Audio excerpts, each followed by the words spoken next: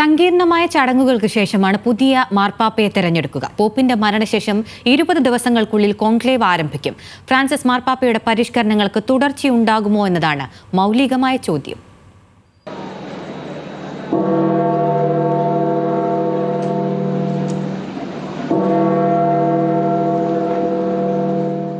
വത്തിക്കാന്റെ ക്രമപ്രകാരം പ്രഖ്യാപിച്ചു. മഹായിടയൻ മരിച്ചിരിക്കുന്നു. കാർമെലെങ്കോ കർദിനാൾ പാപ്പയുടെ നെറ്റിയിൽ വെള്ളിച്ചുറ്റിക കൊണ്ട് തട്ടി.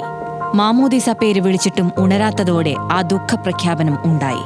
ചട്ടമനുസരിച്ച് ലാത്തിൻ ഭാഷയിൽ മരണം പ്രഖ്യാപിക്കുകയും ഡോക്ടർ മരണം സ്ഥിരീകരിക്കുകയും ചെയ്തു. ഇതോടെ മാർപ്പാപ്പ ധരിക്കുന്ന വലിയ മുക്കുവന്റെ മുദ്രാമോതിരം പ്രതീകാത്മകമായി നശിപ്പിച്ചു. സാധാരണ മരണം സംഭവിച്ച മുറിയിലാണ് ആദ്യ സംസ്കാര ചടങ്ങുകൾ നടക്കേണ്ടത്. എന്നാൽ കഴിഞ്ഞ ഏപ്രിലിൽ ഫ്രാൻസിസ് മാർപ്പാപ്പ കൊണ്ടുവന്ന ഭേദഗതി പ്രകാരം വത്തിക്കാനിലെ സ്വകാര്യ കപ്പേളയിലായിരിക്കും ഈ ചടങ്ങുകൾ നടക്കുക. തുടർന്ന് തുറന്ന മഞ്ചത്തിൽ മൃതദേഹം സെന്റ് പീറ്റേഴ്സ് ബസലിക്കയിലേക്ക് കൊണ്ടുവരും. ഇത്തവണ 3 തട്ടുള്ള ശവപ്പെട്ടി ഉണ്ടാകില്ല. പകരം സിങ്ക് ലൈനിംഗ് ഉള്ള സൈപ്രസ് മരത്തിന്റെ പെട്ടി മാത്രമാകും. മാർപ്പാപ്പയുടെ ജീവിതം അടയാളപ്പെടുത്തുന്ന 1000 വരികളുള്ള റോജിറ്റോ എന്ന ലോഹ ചുരുളും പെട്ടിയിൽ അടക്കം ചെയ്യും. പോപ്പിന്റെ മരണം വിശ്വാസികൾ അറിയുന്നത് സെന്റ് പീറ്റേഴ്സ് ബസലിക്കയിലെ വിലാപ മണിമുഴക്കത്തിലൂടെയാണ്. മാർപ്പാപ്പ ജീവിച്ച ഓരോ വർഷത്തെയും അടയാളപ്പെടുത്തി മണിമുഴങ്ങും. ഈ ചടങ്ങുകളോടെ വത്തിക്കാന്റെ സിംഹാസനം ശൂന്യമായിരിക്കുന്നു എന്നർത്ഥം വരുന്ന സെദേ വെക്കന്റ് എന്ന ദുഃഖാചരണ കാലത്തിലേക്ക് പ്രവേശിക്കും. പുതിയ മാർപ്പാപ്പയെ തെരഞ്ഞെടുക്കപ്പെടുന്നതുവരെ പോപ്പിന്റെ മുറി പൂട്ടിയിരിക്കും. മരണം കഴിഞ്ഞ് 4 മുതൽ 6 ദിവസത്തിനകം മാർപ്പാപ്പയുടെ സംസ്കാര ചടങ്ങുകൾ നടക്കും. ശവസംസ്കാര ചടങ്ങുകൾക്ക് നേതൃത്വം നൽകുക കാർഡിനൽസ് തിരുസംഘത്തിന്റെ തലവനാണ്. നിലവിലെ ഡീൻ കർദിനാൾ ജിയോവന്നി ബാറ്റിസ്റ്റ റീയാണ്. ശവസംസ്കാരത്തിന് ശേഷം കോൺക്ലേവിനുള്ള ഒരുക്കങ്ങൾ തുടങ്ങും. പോപ്പിന്റെ മരണശേഷം 15 മുതൽ 20 ദിവസങ്ങൾക്കുള്ളിൽ കോൺക്ലേവ് സാധാരണയായി ആരംഭിക്കും.